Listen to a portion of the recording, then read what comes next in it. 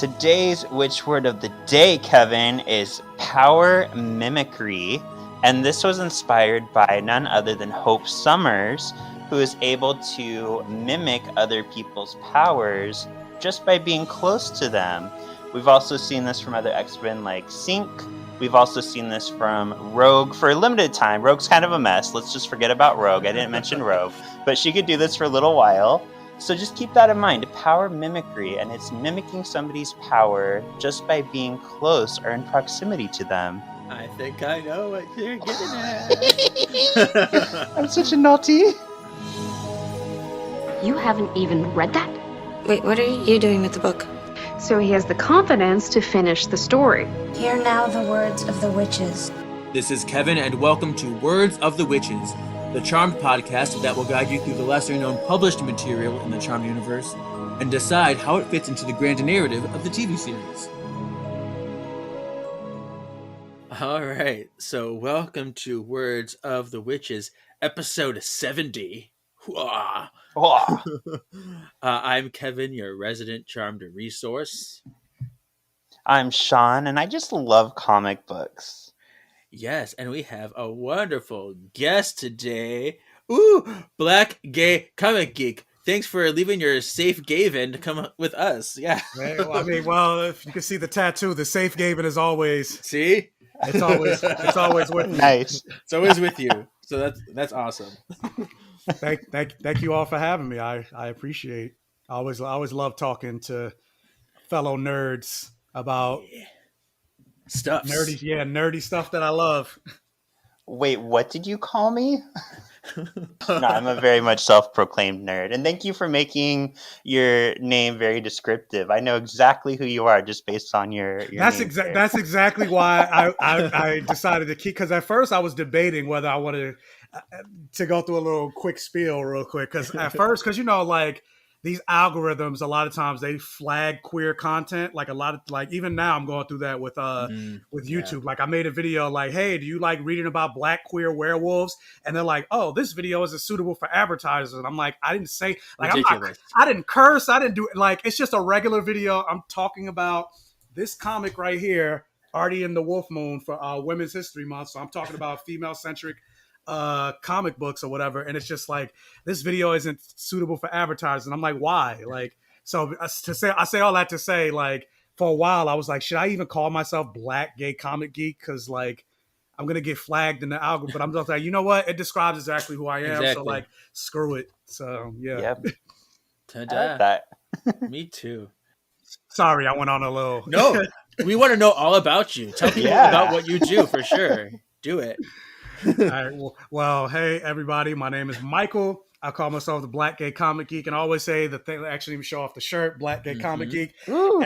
And I review movies, TV shows, video games, all that stuff. I always say the things I love to talk about has blood, sex, gore, and magic. So I like to talk superheroes, comic books, video games, action movies, sci-fi, horror, fantasy, and of course I like to talk Black representation and queer representation. So yeah. Black Gay Comic Geek across all socials, YouTube, TikTok, Facebook, Instagram, all that stuff. It's all wonderful. What's your relationship with Charmed like? Let me turn my camera. You can see over there, I have all the well, I don't know if you can see it so there's Buffy, there's Angel, the two bad words, and then all the seasons of Charmed. I see it. I recognize those colors. Yeah. I also see Dragon Ball Z over there. Yeah, I got Dragon Ball Z, Dragon Ball GT. That one that should not be named because we don't do GT. We don't do GT. But just to have the whole collection, I was like, I'm gonna get GT, even though it's trash. But, so yeah, big Charmed fan from the beginning. When it aired in '98, yeah, and then got some of the comics. Haven't read all of them. Like you got, like I'm not a huge, especially like you, Kevin. You got like the Book of Shadows, you got the Ouija board, like you got the whole thing. But I did last year. I did get to go to the house finally when I was in. That was one of the first things I wanted to do when I went to LA. That, and I wanted to go to the Sunnydale High School, but I haven't gotten a chance to do that from Buffy. But yeah, I haven't done that either. I need to do that. He lives in LA, so you live in LA, so yeah, you're right there. But yeah, the house is always like one of those stops that you have to do if you're a fan at least once in your life. So I was giddy. I was like, I'm in front of the house. Hear now the words of the witches, the secrets we get in the night. Oh, you just mentioned the podcast name. Thank you. Thank you. It was meant to be. Yeah. And so you said you read some of the comics. You read volume 1 through 3. Mm-hmm. So you know a little bit of what's going on, but this is volume 4, so you're a little bit, catching up a little bit. But Yeah. we'll figure it out. So I wasn't fully caught off guard. Yeah. But that's cool because a lot of people come on and they've never read one of these comics at all. And so they're like, what? I don't get it. So we'll get into this comic. But before we do, we did have poll results. Sean, do you remember what I asked last week? I always forget. What did you ask? I don't remember. In this magical switch, where mortals now have powers, Victor would have gotten what a power power. did Victor have? Yes. So what power would Victor have? Because we never saw him, but he should have a power in this world. So, and I said he would have octopus arms. Yes, multiple arms, octopus arms, Shakti and Shiva. Yes. And I said he would have Magneto powers because why not? Why not? But let's see what other people submitted because they got some interesting answers. On Instagram, we have Yanni Hisrofos says freezing. I'd say teleporting. Teleporting? Okay. Because if you think about what Crit, like he loved orbiting with Crit, like when they talked about the future. Yeah, that's right. Yeah. See? Bringing in the stuff. Bringing in the knowledge. See? The knowledge. I'm an expert. A little bit. Yeah, because Chris is like, you'll get used to that in the future. Yes, totally. So I like that one. YoMuscleKid.nz says astral projection. We got Fiddy48 says invisibility or pyrokinetics. A lot of people want him to have Patty's power, freezing. Soriano Eric says Patty's power. Charmed X Hallowell says invisibility. Boy92 says patience. Just kidding, telepathy. This one's interesting. Jackie Bennett says the power of manifestation, not for himself, but for good witches if he was with them. So let me tell you what manifestation is in the Charmed universe. Manifestation is the power to survive in spirit form after you've been killed in order to get more strength to come back to life. So it's what the Triad does. It's what the Source does. So she wants him to have that power to be able to bring good witches back to life. Wow. Interesting. Oh, okay. I've never had somebody knew what that was before. That's crazy. That's like a deep cut power. I was right. Like, what? Yeah. I was like, what is that? Yeah. What is manifestation? And then Twitter, Aaron says something to do with illusions or holograms. Charmed Comic Fan says glamoring. Oh, Charmed Renewed says teleportation, wisdom, and telekinesis. A lot of people want him to have like white lighter powers because I think it'd be ironic because he hated white lighter so much after Sam. Which can you blame him? Right. Yeah. So Jared Draper said white lighter powers, and Stanley Ruri says astral projection and healing. So yeah. Matt says, I don't know why, but premonitions. Just because. So, I mean, it's all kind of arbitrary and random, but it's fun. Yeah. I don't know if you guys have asked this previously, but I pose a question to you all. Okay. What power would you want to have? I would do orbiting just because I hate traffic. Like, I live in LA. I have traffic all the time. If I could just orb places, it would save so much time. I mean, realistically, teleportation, any form would be what I would use all the time. But what I would want, like just because I like it so much, is pyrokinesis and hydrokinesis. Be like the steam bender, Oh, yeah. Flame water cosplay. I know, right? There you go. So let's get into this comic book. Season 9, issue 22. Prue, you're gonna call. If there's something strange in your neighborhood, Prue, you're gonna call. This was published June 27th, 2012. Written by Paul Ruditis. Artwork by Rubine. Colors by Dash Martin. Letters by Jim Campbell. Edited by Matt Rogers. And another cover by David Seidman, who's been doing these. We love this cover, don't we, Sean? Yes, I do really appreciate the way that Piper's hair kind of like goes around to make sure that we give patients a boob. Like her hair makes a boob I know. for her. Isn't that Very good. wonderful? Right around that boob silhouette. Yep. You gotta let them know that Patience, she's a girl. Yep. My womanly figure. I may have short hair, but I've got some titties. Yeah, and the Piper was like completely, I think, just drawn to be a Piper, but the Phoebe and Paige pictures are taken from Crimes and Misdemeanors episode. Some stills from that episode. Yeah, and then we have just like the patient's glowy silhouette. Oh. Cool. And actually, real quick before we start, I just was able to listen to your Tess Fowler episode, Kevin. And I thought it was really interesting that she even said that the Zenoscope and CBS were pushing, like, no, you need to get these characters exactly like they looked in the show. Right. So she found herself like tracing she even called out like Greg Land, I know, who got in trouble for like tracing. So thank you for that episode. That You're welcome. Actually filled in a lot of blanks for what's going on behind the scenes with these comics. It's nice getting to interview some of the artists who worked on these, because you do hear that the inside scoop. Yeah. But so we start off with, we see Prue battling in the streets. At first glance, I thought she was protecting like a beat up Leah Michelle, but it's actually Anorak.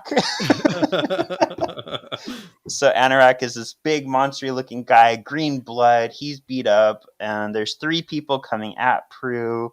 They're a magic gang, and she's like, I'm going to have to take them out one at a time. And then she flies up. She flies, levitates, if you will, up into the air. She tells Anorak, wait there, I got this. And he's like, where the fuck are you going? I'm hurt. Now he sounds like Cookie Monster.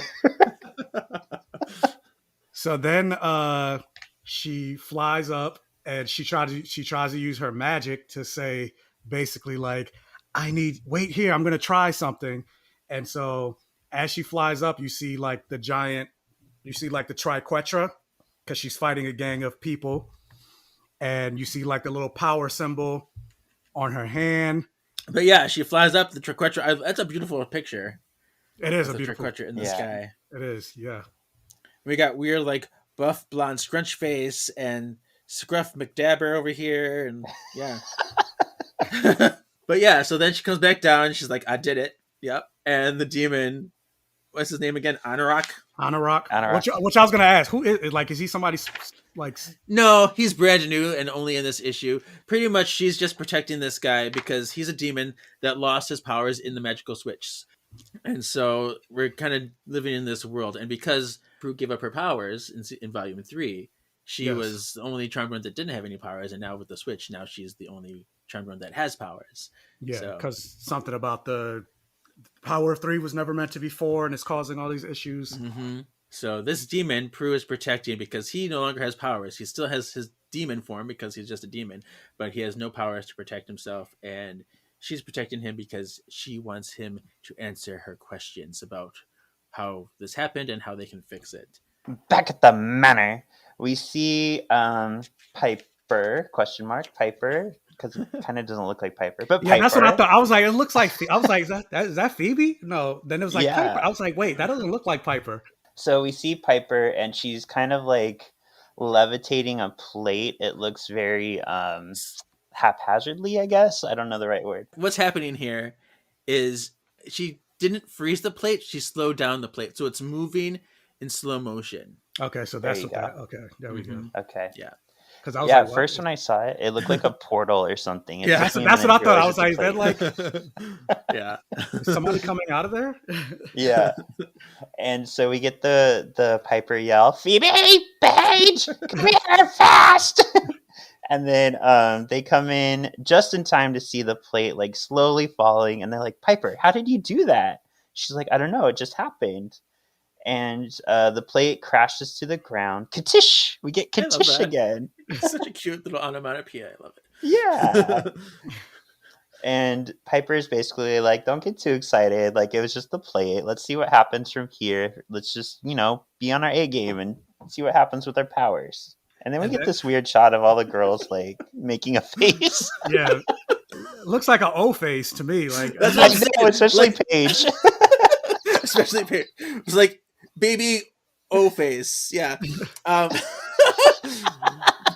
But because they're saying because this happened with her, maybe like let's see if we can draw magic. Which I'm just like, they don't do that when they use their powers normally. No. But I guess for the sake of art, let's show them concentrating. Yeah, let's It's show so them goofy. having gas. But yeah, so we get to the next page, and of course, Daryl, he has my reaction. He's like, "What is going on? Like, what are y'all doing? Did I interrupt something?" And they explained that Piper had like a magical blip, which they call, that's the reference. Which I think when I've read that, I was like, oh, like the MCU, like when the blip happened with Thanos. And so apparently Daryl's working for the government now, which is something I didn't know. And the government agencies are all on alert because of what happened with Rennek, and they know about Rennek. And he's questioning, like, how is he able to do all of this stuff, being that he's only a Darklighter, and Darklighters don't have that much power. And so they're wondering, was it him, or they speculate who else could it also be? The person that has all the powers of the Charm One. So they're like, is it Prue? Then they all say Prue, the power of 3. Prue. And Prue's like, come on, I'm not that powerful. It wasn't me. So you see her orb in. She's just on the steps going, oofta. So is it because Paige said Prue and didn't realize she had her power that she orbed Prue in? No. Okay. So Prue, because she's the only Charmed One that has powers right now, she acquired all of their powers. So she has every Charmed One's power in her. And so I think she orbed here herself to talk to them. Prue did. Just so happened when they said her name. Yeah, it just happened to be, so timely. Oh, and because she has all 4 powers in one person, which I imagine is draining her, yeah. Mm-hmm. Yeah. Because the Kanye song, no one man should have all that power. We see Phoebe kind of helping Prue up, and she's like, are you okay? And yeah, she's trying to recuperate. Piper's like, yeah, the power of 3 is not supposed to be in one person. Like, give me my power back. And then Daryl comes up to her and she's like, so you're Prue? I don't recognize your soul. And that's different because previously to now they have recognized her face and everything. And then Phoebe's like, yeah, I don't see you anymore either. All I see is patience. So interesting. Does Daryl have magic? Daryl does have magic. I was gonna say they didn't go into it in this. He has powers. They're not utilized so much in this issue, which is weird. But he does help Prue, and Prue's like, I guess people don't recognize me because, it's another fun part of the magical world turned upside down. So then Prue is just like kind of like collapsing on the couch. And then Daryl's about to ask Prue something. He's like, I know this is a really bad time, but can I ask you? And then Piper, I guess, she's like, Andy's fine, Daryl. Prue spent time with him, and he's fine. And Prue's like, yeah, he's been watching over you. Cute. Like, it's kind of cute, but it's also kind of creepy. I can't decide which. Like, do you think he watches him for like sexy time? Yeah, that's what I was literally about to say. Watching over me, how much? Like, is he watching me while I'm having sex with my wife? Like, Yeah. Fun fact: there is a really wonderful Daryl Sheila scene in the Charmed porn. Oh wow! I didn't even know there wasn't. It's Hustler made it, and their scene's probably the best one in the whole movie. Just saying. Wow. But anyway, so on the next page, Prue is explaining that Darklighter you told me about stole the grimoire from the underworld right before everything went insane. And then I believe that's Phoebe says, well, that explains it. That confirms that it's Rennek. And then Daryl's just, Daryling about over next to Paige, being confused. What's a grimoire? What are you talking about? So Piper's like, Paige, take Daryl upstairs. Like, get him out of the way. The big girls need to talk. I need to talk to Prue. And then Paige gives us a little kind of hint here that the Book of Shadows is blank. So they have no help from the Book of Shadows right now either. And Daryl's kind of like, whatever, who cares about the book? Because at least like you and Leo know more about this than I do. I have no idea what's going on. So then Piper is left alone with Prue, and she's like, feeling better yet? And Prue's like, almost there. You can start yelling at me now. And Phoebe says, no, but he's going to yell at you. And Piper says, like, hell, I'm not. Which is so Very Piper. Piper. Very Yeah. Piper. Yes. This page is actually a double "You Look Familiar" moment. Oh, It's funny, she's so familiar to me, though. Reminds me of this old stray that used to hang outside my loft. Familiars, that's what I'm looking for. Have we met before? You look familiar. I'm so excited. It almost was a triple one because this Piper here looks like it might be from like Teen Choice Awards, but I'm not going to do that one. But this Daryl picture up top in the top panel is drawn from a season 4 promotional picture for sure. And then this picture of Piper in the panel underneath where she's in the background with her arms crossed, that's drawn from a season 1 promotional picture. So this artist really loved the promotional pictures. Probably easiest to get their hands on. Yeah. But I'm like, I can see that. I recognize these pictures. So, And I do like how they're making Patience look more and more like Shannon. Because the first, when she first showed up, she didn't look anything like Shannon Doherty. And I was wondering if that was like, I know that was because part of it was like, I don't think she gave the rights to her likeness. That's why they came up with this whole Patience idea. So I was wondering as things started to, I was like, so did she like kind of lax on that a little bit? And that's why they started to make Patience look a little bit more like Prue? Or are they just like, well, that's something I was wondering. Yeah, funny you mentioned that. I was going to bring that up. So good. This issue in particular is the most Shannon Patience issue. Like this is the most she's ever looked like Shannon. And I don't know if the artist didn't get the memo and like snuck it in there. I'm really glad it did because so many of this whole issue, I'm like, that's Shannon, that's her, that's totally her. Yeah. It's just ironic that this is the issue where nobody can actually recognize her face, and we are. And she looks just like her. That's funny. But yeah, this whole issue is like yeah, great. she looks like Shannon with blonde hair. This is how people who recognize her soul. This is how they would see her. They would see her face in the blonde hair and all that stuff. This is how they would see her if they recognized her soul. In my mind, this is where when so Piper is basically reaming her a new asshole. She's yelling, she's yelling at her like, "How could you disappear for months? We just got you back, yada yada." Like it reminded me of when she was beating on the grate, like, "How dare you leave me?"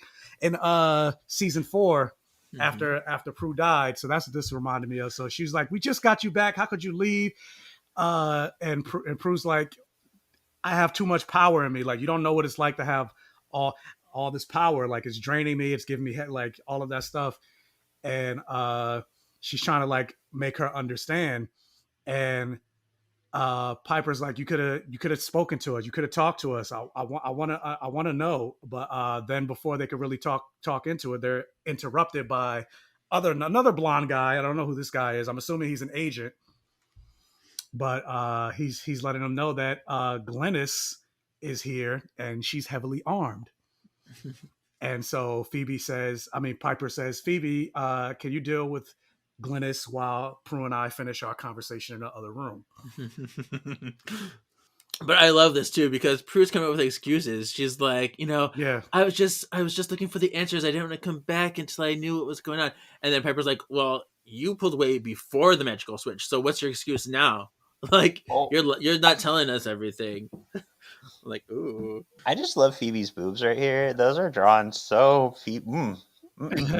I was about to say that. You got it. So perfect. So we see Piper and Prue. This is supposed to be the conservatory, but it looks like more furnished than normal. Or I don't know what it is. This doesn't seem as green and bright as it normally does. But they're talking, and she's like, "Prue, what is really going on? Why have you been pulling away?" And she says that she thought if she gave away her powers that maybe she'll get, because Patience was a witch too. So she thought maybe if she gave up her charm power that she might get Patience abilities.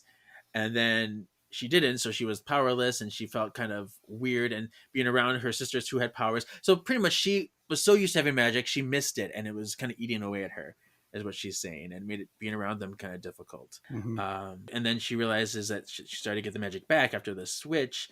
She got her power back, and then she started getting her sister's powers, and she was worried that maybe this whole fiasco was because of her. Did she cause this? So she was worried about that. And then when the sister's powers came, she felt kind of guilty that she had them. And so it was like this whole weird chain reaction of all these emotions building up on her. And that's the real reason. And then she says, "Cole is disappearing on me, and he just disappeared out of nowhere. I don't know where he went." And then we see in the background Glennis coming through the door and shaking hands with Phoebe. This bottom panel with Prue looking in the mirror is another You Look Familiar moment. Have we met before? You look familiar. You might think this looked exactly like Shannon Doherty because it was drawn from a Shannon Doherty promo picture for season 2. Oh, promo pictures. Yeah, so they're literally drawing pictures of Shannon in the book, and like, yeah, it just makes me wonder like how they allowed that. But I'm like, I'm not going to complain. Who is this Glynis person? Glynis is a person whose family made weaponry, like magical weaponry. They created the Imperial sword that was the prototype for the Elders and White Lighters and everything. So are they witches? I don't know. They could be. They could. They didn't make that clear. They do make weapons that support the magical community, though. So either they're in the know or they are magical themselves. Yeah, and it's good that you asked that, Michael, because even having read these recently, I was like, I remember the name Glynis, but I don't remember who this person was. Well, she looks nothing like she did. She looks nothing like she did before. I mean, in the next page where she's holding the dagger, she almost looks like, again, throwing in this reference, she almost looks like Faith from Buffy. Yeah. Yeah. Why do you keep saying the bad word? Can't help it. Can't help it. But remember last time they went to see Glynis in her like little cave, she looked like the troll pirate lady. Her hair was up and she looked a little lesbian-y, I guess, vibes. But here she looks completely different. She lets her hair down. She's like almost like she lost weight even. Like, it's really weird. So on the next page, we see Phoebe and Glynis talking, and Glynis is basically like, I'm here to offer my assistance. Sorry it took so long. I would have been here sooner, but getting here from the Himalayas is a little harder without magic. And Phoebe, kind of the bitchy response, can you just call? Thanks for the travel, but we have phones. And Glynis is like, no, bitch, I have something for you. And she pulls out this like beautiful dagger that has these like teeth next to the hilt, and it's very pretty. And she's like, this is the first weapon I ever made, and it was before I learned to infuse creations with magic. The weird thing is, this dagger now has magic. As you can see, it's changed from how it contains magic too. And Phoebe's like, that's weird. The Book of Shadows lost its magic, but this is the first object I've heard of gaining power. So, and then we get this line, don't know what I'd do if the refrigerator came to life.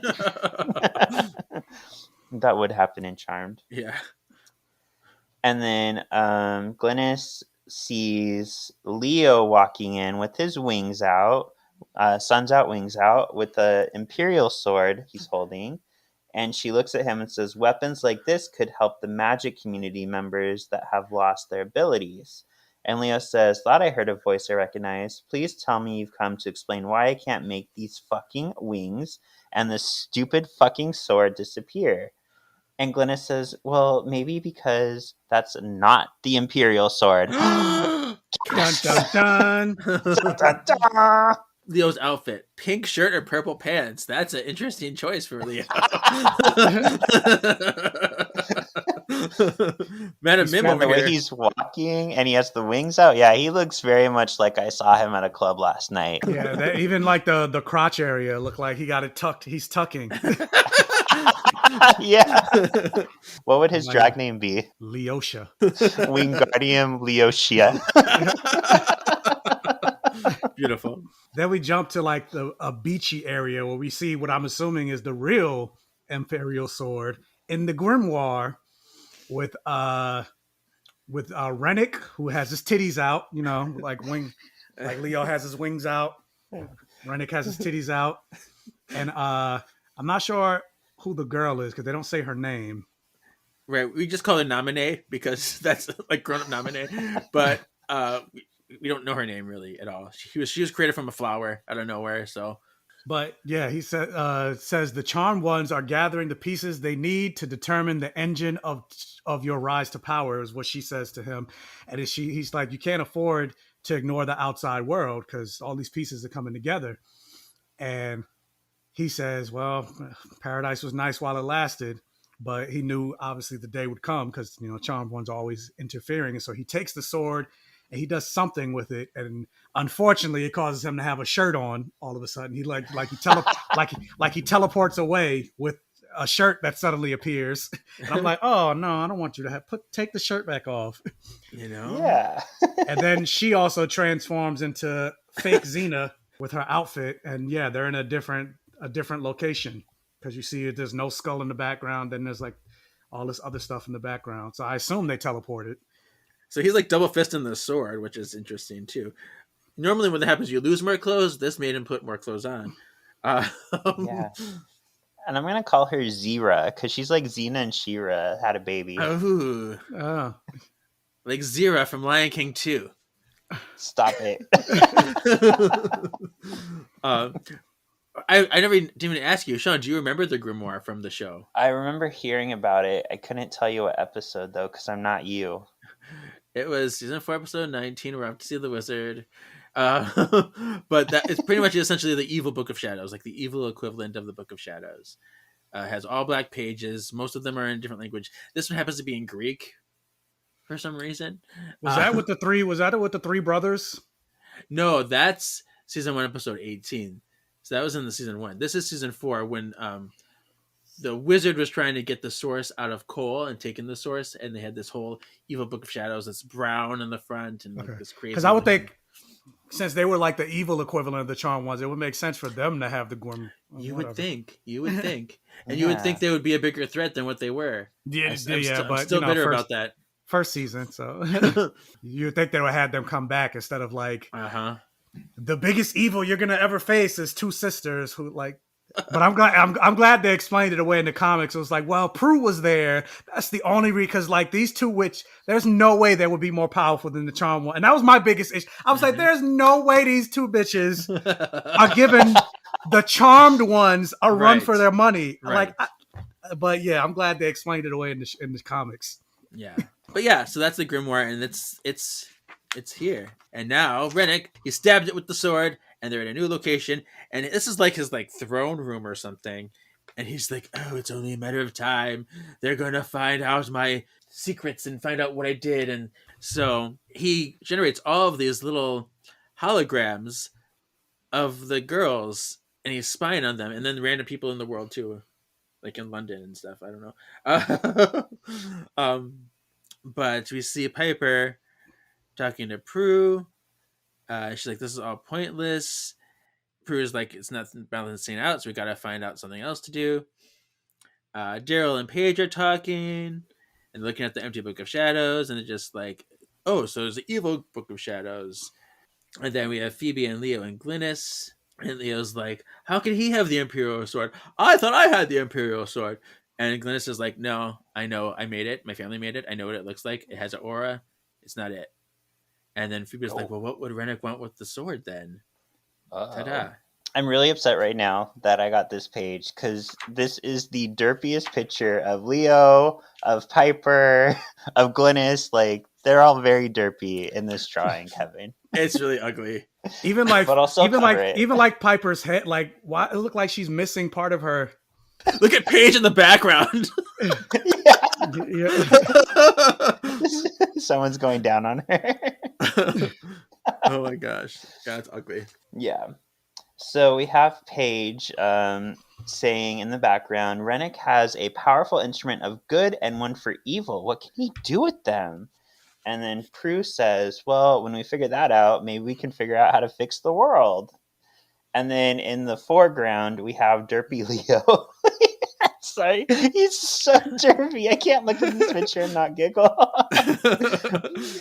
Derpy Leo's like, well, the wings emerged 7 months ago. That's kind of when everything started happening. So maybe the wings have something to do, some sort of reaction with, what's going on.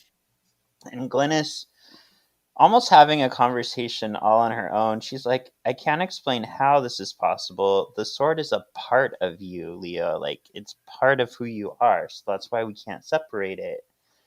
And then we have, on the next panel, Daryl's like, several magic gangs are descending on this area.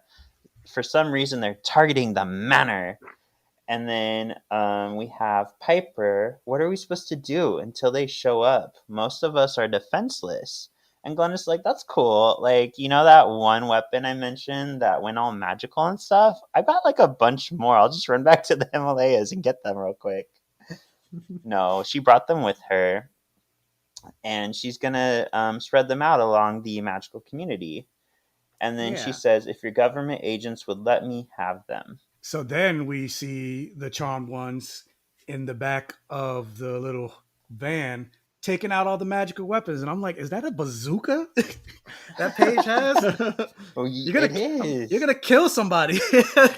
But Phoebe is like, how are we even supposed to use these? We don't even know what they do. And Paige is like, look, we'll figure it out. So she grabs the bazooka because clearly it's like there's no time. The gangs are coming. And so we see Piper look up and she says, Prue, don't, you're strong enough. And so then we get to the next panel. We see Prue flying out of the attic and she's like, there's no time. They're coming. I'll hold them off as long as I can. So we see the hordes of zombies, the magical people hurling towards the manor. Yeah, so the next page, Prue is levitating in the air and she is doing some kind of like mystical, icy, windy powers. I think it's advanced telekinesis because she's like, you can see she's destroying the ground below them too. Mm-hmm. Some of the drawings here make it unclear exactly what's happening with the powers. But yeah, she kind of makes the forces crumble with a thoom. And then you see Piper, she blows up one of the magical weapons. She's like, oh, did I do that? Like, got any cheese? Right. And then we see Prue battling. She throws like a gargoyle on them. It goes ka-doom, and that flies off the manor. Oh, you also see her do a little deflection, little orb shield here, mini orb shield, deflecting some of the pink powers that are flying at her. But you just down below here too, Paige is doing her own orb shield, so she's getting some little powers back. And then Phoebe's like, oh, my brain, I think I feel a premonition coming on. Oh no. Why, yes, Kevin, that is what's happening. On the next page, Phoebe's having a premonition of Prue dead on the ground. She's fallen next to the house and she's prone. And she's yelling out at Prue, Prue, stop, you have to stop. And Prue says, it's okay, Phoebe. I know what I'm doing.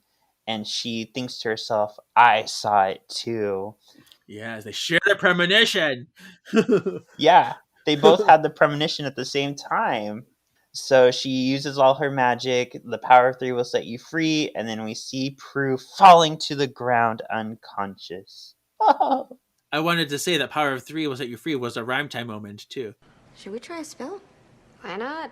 Let's try a spell. In the wind, I sing this rhyme. Bring death before me, before my time. You've really got to lay off the rhyming, Prue. Wonderful. Witty, but wordy. I did the rhyme. I will do the time. Good night.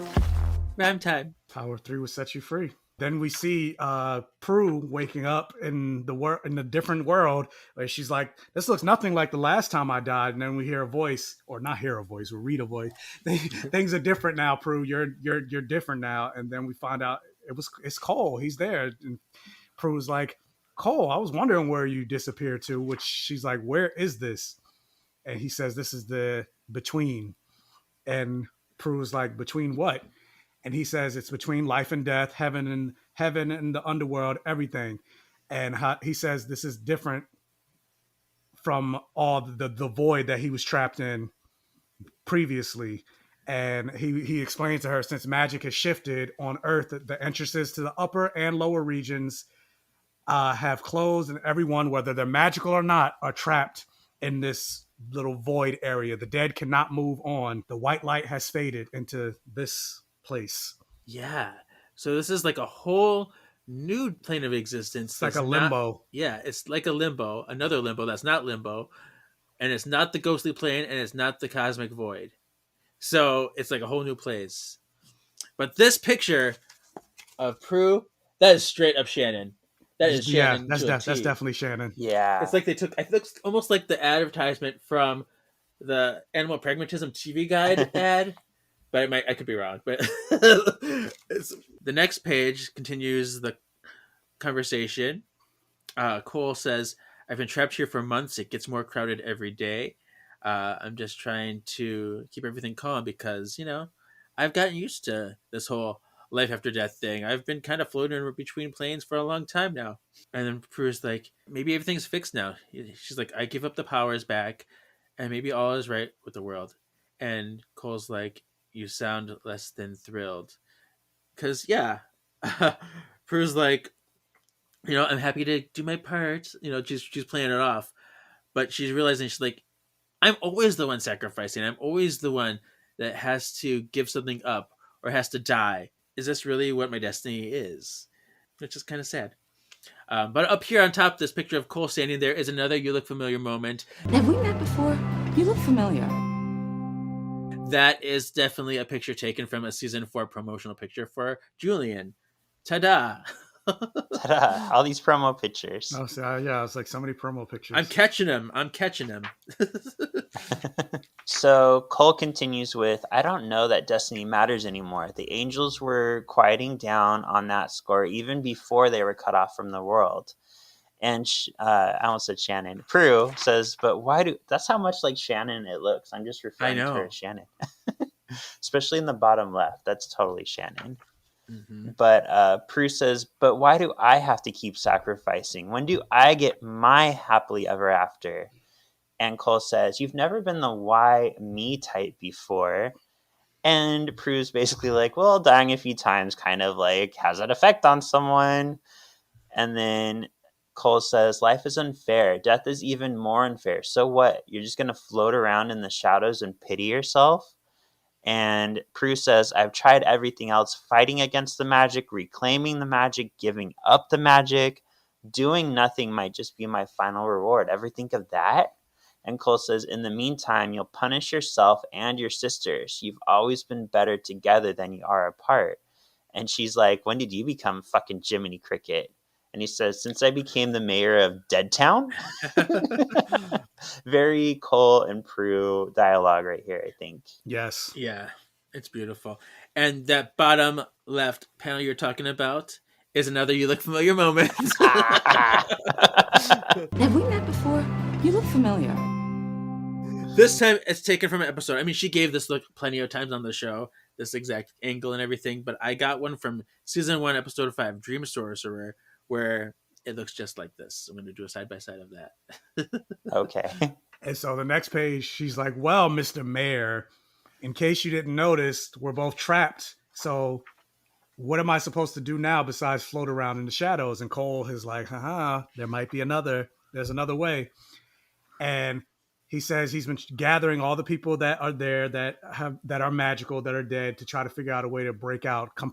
Captain Planet, let our powers combine to try to break out of the limbo. And he said he was gonna, very Cole aspect, like he was gonna use that power for himself, for him to try to break out.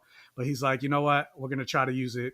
We're gonna use it for you instead, because he has information that will help the sisters out, and it's better to come from Prue than it would be to come from Cole, because they won't listen to him. And so he says to her, "That's if you want to go back." And you see her give this look like, Yeah. "Do I?" Yeah, let me ponder. So the next page is the last page, and we are back outside of the manor, and Paige is healing Prue. Oh, why don't we make this a power play?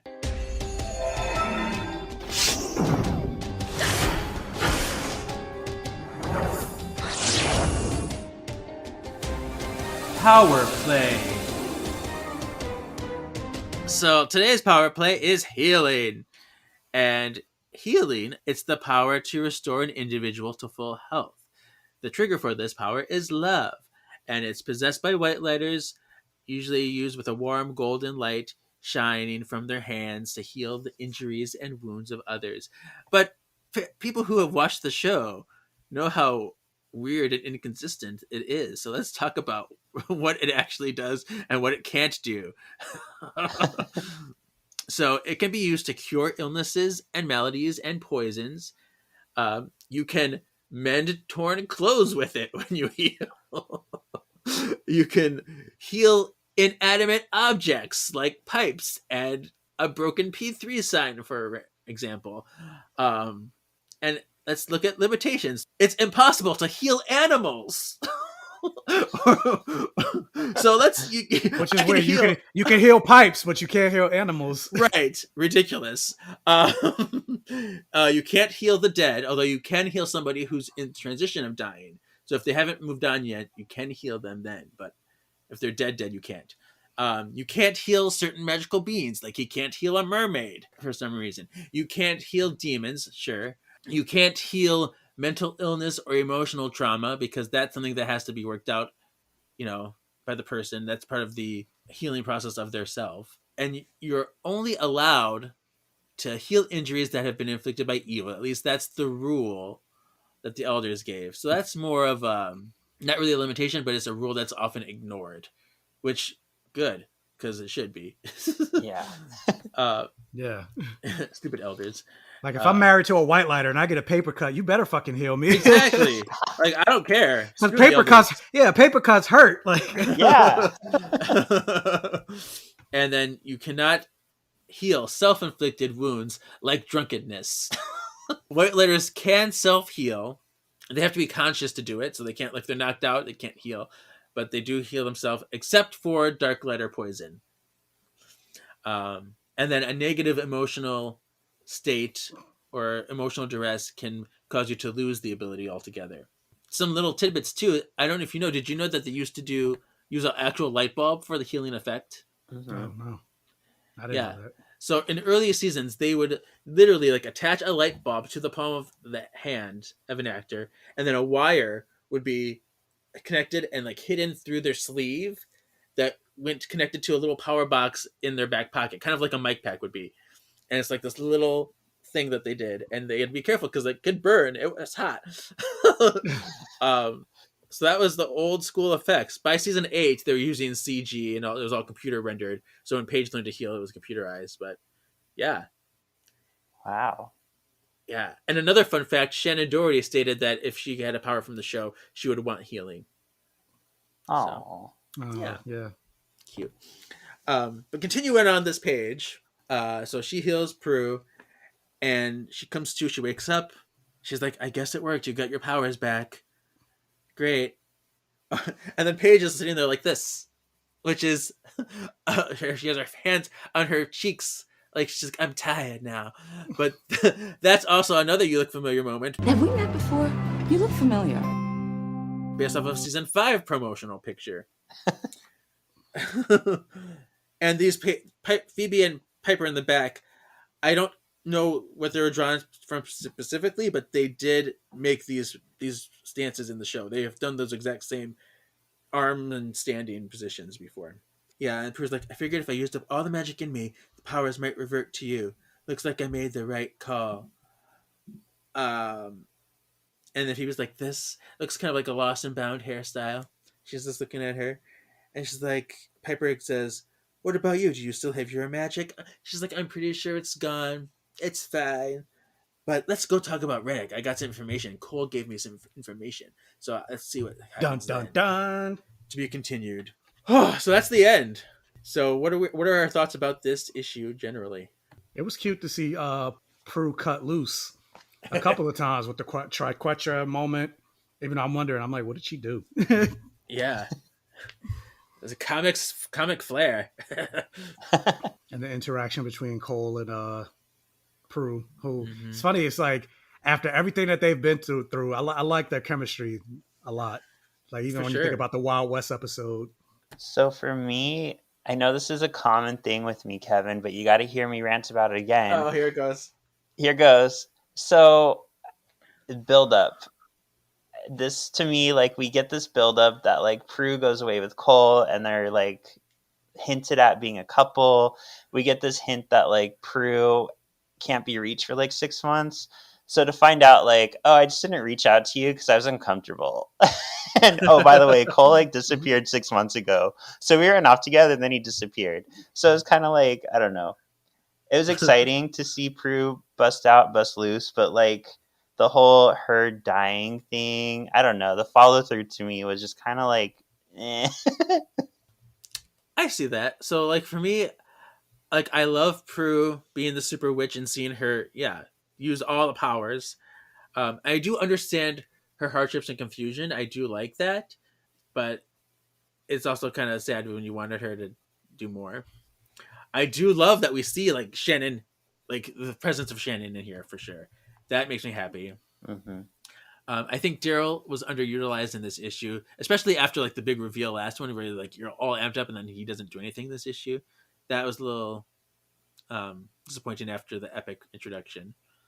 And I like this issue a lot, but there are also some things that are unclear and irksome, and so, there's something that I want more. So I get what you're saying. I actually, when I was reading it, I was almost like, are pages out of order? Like, am I missing something? Because it's just so abrupt the way like Prue just sort of suddenly appears, the way Glennis is just like, oh, I've been trying to reach you. Like things just happen so quick in this one. It's almost like he just didn't have time to wrap stuff up. Mm-hmm. Yeah, they have to fit it all in 22 pages. Yeah, that's what I was going to say. That's part of the problem with like only having like 22, 23 pages of a comic. Like things got to move. Yeah. Move quick. Anything for canonical. Canonical. Put that in my canonical hat. So this is any lore errors or callbacks. That they don't recognize Prue and it looks just like her. Yeah. That is on my list. I said... No one recognizes Prue's soul, they just see Patience. And then Prue suspects it's because of the magical switch. But, like, for me, like, I get if you have to be magical to see the soul. That would make sense to me, that you have to be magical. But Daryl's magical. And Daryl's magical. Yeah, he would certainly recognize her soul. So I don't understand that. Especially in an issue like this when we see her, like, point blank. Yeah. I also have a hard time believing that Prue saying the power of 3 will set you free is good enough to restore the sister's powers, because that is a spell that's used for self-preservation and protection, and it has to be used like on the spot. Like Prue could have said a spell that would make sense if she said one, but it would have to be one that she made up herself, because this power of 3 spell is not a catch-all like they try to make it. It doesn't work that way, so I'm a little irked by that. Well, maybe it's because it's one of their most powerful spells, and she's trying to deplete herself of the power of 3 magic. That she's trying to use it. That's what they're trying to tell you, but I still don't think that's how the spell would work. I want to be free of this magic, please. I don't know. I couldn't rhyme. I'm terrible at rhyming. Right. Also, can the magical switch really create a whole new plane of existence? This limbo. I mean, the magic still exists. It's just in a new group of people. It's just switched. So what really makes this different in the grand scheme of things? Because Cole says the dead are separated from the underworld and the upper regions. But I get the living being separated, but why are the souls? The only way this would make sense is if those realms lost magic too. Because if they're still magical, then the soul should still go. But if they are disconnected from the magic, then I can see this being created. But it's unclear. I mean, I guess that's what I guess I would say yes, because Cole does make a reference to the Angels of Destiny being cut off. True. So I believe it is explained in the future about what. So I think it's not. I'm not going to call it an error yet, but it is something to question. Also, Patty and Grams were all on Cole to find Prue. Do they even know Prue is back yet? That's true. All right. Next is tips for future white letters. Oh, we're really just messengers? Guides? Think of us as guardian angels for good witches.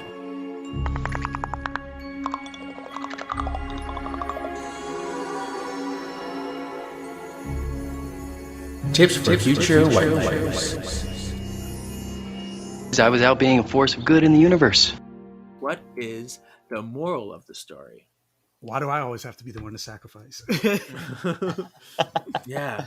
I would say she wouldn't have to always sacrifice if she like let other people in. She just runs off and does it all on her own. But tell her sisters what's up. Let them help her. I would say true. Yeah, I would say the moral is you can't do everything by yourself. Yeah. She also like didn't have to fly up in the sky and use all her magic, knowing that she's gonna fall to her death. She could have been like, I can use my powers right here on the ground, right here on the and ground. faint nicely. Yeah.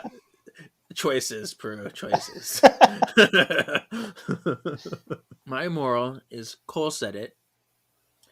Life is unfair. Death is even more unfair. And from recent experience, I can tell you it really sucks. But and you certainly can feel things about it. That's allowed. But doing nothing and continuing to feel sorry for yourself doesn't help either. So that's just something to take away that way. Yeah, because that's inevitable. That's one thing we can't change. We don't know when, we don't know how, but we're all going to die. So at some point, even the universe itself is going to die at some point. So you might as well take the time that you have and make it work. Yeah. And stop complaining. Yep. Whew. All right. Next is onomatopoeia. What's your favorite sound word? What was it? When the plate broke? Crash. Katish. Katish, yeah. That is a really good one. That is a good one. I'm going to say Cthulhu because it reminds me of Cthulhu. That's all. I put Cthulhu too, just because it was new. I seem to pick the ones that are brand new for the issue. I'm like, ooh, this is the one I've never seen before. Yeah, we've done Katish a few times. But I do. I was torn between those two because I do love Katish a lot. All right, cool. Next is most valuable panel. What's your favorite? For me, it's Avi. It's this one in the beginning. You know I'm going to say it, with Prue flying up into the air with the whole fucking triquetra behind her, battling these like hot, sexy people. Like, it's just perfect. It's perfect. Nice. I think my favorite is probably Rennek with his shirt off. With his puka shell necklace on. Yeah. Yeah. They're awful shorts. They are. No, the shorts suck, but at least we get to see some man thigh. Yeah. Nice. My most valuable panel is the bottom one that Prue contemplating her final reward. I love that one because not only does it look like Shannon, but it tells us where Prue stands as a character. Because she's tragic, she's been through it all, and I really empathize with her here. And it makes sense that she would find common ground with Cole now, because both of them, even though they started in different places, the universe has constantly beat them both around. Yes. Even though with Cole, a lot of it was self-inflicted. Right. And he was a demon and made lots of really bad choices himself and everything. But they're both, I mean, Prue too is actually, a lot of it happens because she doesn't let anybody in. She wants to take the brunt of everything. So it is their own choices, but they're tragic that way because it's just something that's part of their character that's ingrained in them. That's who they are. And so them both being beaten like that, they're fighters, but even the most fighting spirits can be broken down in that way. And I think that's really kind of cool to see that. Okay. Next is sexiest drawing. I already gave mine away. Yeah, you love that shirtless Rennek. I love, take it. Mine is, shirtless Rennek, only because, especially the one in the bottom left when he's double fisting the sword, he looks like Colin Farrell. And I have always been a big Colin Farrell stan. I think he's so hot, and Rennek as Colin Farrell, I'm here for it. Stab me. And I'll also go with like the sisters when they're O-face. Yeah. I mean, there's a lot of really contenders in this issue. But yeah, that one with Rennek, because he's like this. Double fisted it, like he's sweat down his face, making like Colin Farrell. I can see that. Okay. Mine is gonna be Phoebe and her boobies in the doorway. Oh. Hello, welcome to my home. Jiggle, jiggle, jiggle. And she must produce a lot of milk. Yeah. Also, speaking of, where's Cupid? Shouldn't he be involved in this whole magical? Yeah. Where is he? He was in the last issue. I don't know where he is. Maybe he's with the kids. Maybe he's hanging out with Victor and the kids. Maybe. And then also same thing with Henry, like, because he has powers now, so he should also be more involved. I mean, I guess it's just the one issue. But... Yeah. Wait Has a he been Where are minute. involved they? Has he been involved previous? Yes. Huh? Yeah, because last episode, Henry and Coop suddenly were wearing each other's clothes, and now they disappeared again together. There's something to this. There's something going on here. They're, Uh-huh. they're secretly 69ing each other. Yeah. Yeah. Where's that comic, Kevin? Yeah, When where's do we get that? to Where's one? where's that issue? Definitely have me back for that one. For sure. Next is issue ranking. So what will we rank this? We can have Magically Delicious, Pretty Witchin', A Sorcerer's Apprentice, Disenchanting, or Vanquishable. The third one. The third one, the middle one, A Sorcerer's Apprentice. Yeah, there we go. I'll give it that. Okay. Yeah, I'm going with Sorcerer's Apprentice too. Like it had its like moments, but it just moved kind of weird. Like they spent a lot of time with Prue and Cole in the limbo when they could have used that to explain other things. I did like that Cole and Prue, but it did go on for a long time. Hmm. I think I'm going to give it Pretty Witchin' mostly because, I mean, I do like the story decently enough, but the fact that I see Shannon in this makes my heart so happy. Every time I turn the page, I'm like, oh, there she is. She's looking at me. This is her. This is her in the comic. It's what I wanted this whole time because I don't think there's any other issue in the whole run where she looks like this ever again. So this one must have snuck by, and I will cherish it for that reason. Nice. Oh, I do have a few notes about this that I don't know if I mentioned. The digital copy and the print copy came out in different months, but the issue lists the digital copy as the first printing. I don't know. I feel like every source I go to has a different publishing date too, so I never know what's real either.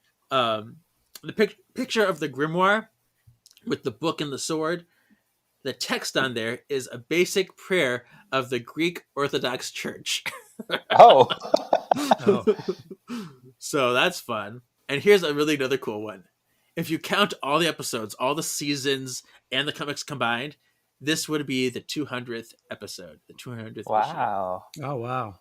So this episode should have been like an event. I mean, Yeah. not episode, but this book. Right. They should have made it like a bigger, like 48 pages or something. Yes, Yeah. 200. Let's go to our next segment, which is P is for Paul. Piper. You mean it's just you and Prue, huh?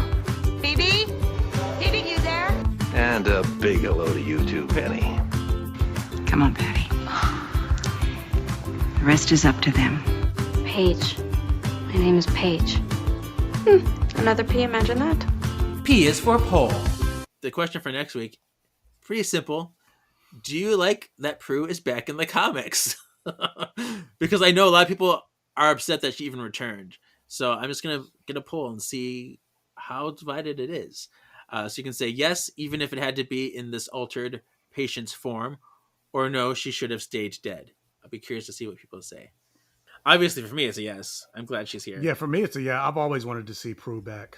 Yeah, I'd say yeah. I think like her story, seeing how it ends, will be the payoff. Because so far it's just kind of like up and down. But overall, I'm excited she's back. Yeah, right now it is kind of dicey, but things do progress quite a bit going forward. Because right now she is doing the very Cole-esque thing, where it's like, I'm good, I'm bad, I have powers, I don't have powers. Yeah. So I'm dead, I'm not dead. Yeah, so we see something more consistent and a real maturation of her character. Cool, so that's the end. So Sean, tell us what's next. All right, so coming next, we get this picture of naked Piper, and she's like laying down, upside down, and underneath her we see this very like Star Trek-y looking picture of Leo using magic, and behind him Rennek's using magic. And it looks like in this one we are entering the Dark Light Zone. And it says, a voice from beyond the grave provides answers from the past as four sisters come together to solve a magical crisis that has affected the entire world. With an army of friends beside them, the charmed ones prepare for their biggest battle ever. So I'm intrigued. Who are they going to talk to from beyond the grave? I know. Grams. I can't say. Zanku. What? Shh. But yeah, that's exciting. We're almost near the end. Two issues left of this season. We did it. Cool. Yay. Yay! So I know you already said it in the beginning, but remind us where we can find you, Black Gay Comic Geek. That's where you can find me across the internet.